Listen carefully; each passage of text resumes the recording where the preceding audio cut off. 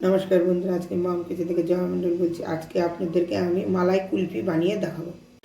মালাই কুলফি বানানোর জন্য আমি এখানে অল্প একটু কাঁচা দুধ রেখে দিয়েছি আর এখানে আধা লিটার দুধ আমি এখানে জাল দিচ্ছি। একটু ড্রাই ফ্রুট নিয়েছি, কাজু বাদাম আর কাঠবাদাম, এখানে 5টা এলাচি, এখানে ফ্রেশ আমুল ক্রিম, এখানে চিনি আছে আর কাস্টার্ড পাউডার আছে। এখানে দুধটা আমি জাল দিয়ে নিচ্ছি। এর মধ্যে এখন আমি চিনি দিব। চিনিটা এখন দিয়ে দেব। চিনিটা দিয়ে এখন জাল দিব।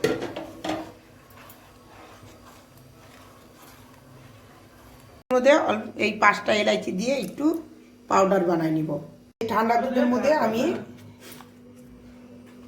কাস্টার্ড মিল্ক 2 চামচ নিয়ে দিব। এখন আমি এটা ভালো করে গুলাই নেব। এই দুধটা আমার ভালো করে জাল দেওয়া হয়ে গেছে। এই কাঁচা দুধের মধ্যে কর্নস্টার্চ পাউডার আমি মিলে নিয়েছি। এখন আমি এটা আস্তে আস্তে করে মিলাই নেব। এইভাবে ঘুরায় সুন্দর করে এখন জাল দেবো এটাতে। আর একটু কালারটা আমি এই দুধের মধ্যে এই কাজু বাদাম, এলাচ আর কাঠবাদাম আমি পাউডার বানিয়ে নিয়েছি। এখন আমি এটা মিশিয়ে দেব। মিশিয়ে এখন ভালো করে একটু নাড়াচাড়া করে নেব। কুলফি বানানোর জন্য আমার দুধটা বানানো হয়ে গেছে।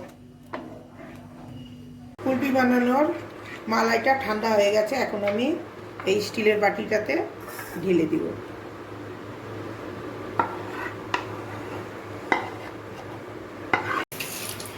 এই মালাইটা আমি এখন ডিপ ফ্রিজের মধ্যে 1.5 ঘন্টার জন্য রেখে দিব। একদম 5-এ দিয়ে আমি এটা রেখে দিব। 2 ঘন্টা হয়ে গেছে।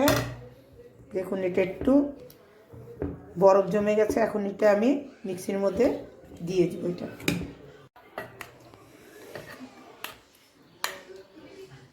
আমি আমুল ফ্রেশ ক্রিমটাও দিয়ে দিব। 2 চামচের মতন আছে এটা। এখন এটা আমি একটু পেস্ট করে নিব। পেস্ট আমার হয়ে গেছে।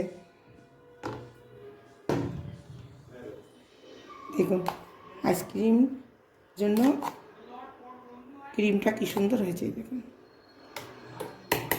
এই আইসক্রিম বানানোর ট্রের ভিতরে এই কাপটা দিয়ে এভাবে ঢেলে দিব।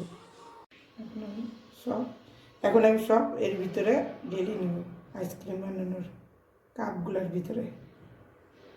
এখন আমি এইভাবে ঢাকনা দিয়ে এইভাবে আইসক্রিমগুলো কভার করে নেব। এখন আমি এটা ডিপ ফ্রিজে 8-9 ঘন্টার জন্য রেখে দিব। দেখুন বন্ধুরা, আমি 8-9 ঘন্টা ডিপ ফ্রিজে রেখে দিয়েছিলাম। এখন আমি আইসক্রিমগুলো বের করে নেব। দেখুন কি সুন্দর হয়েছে।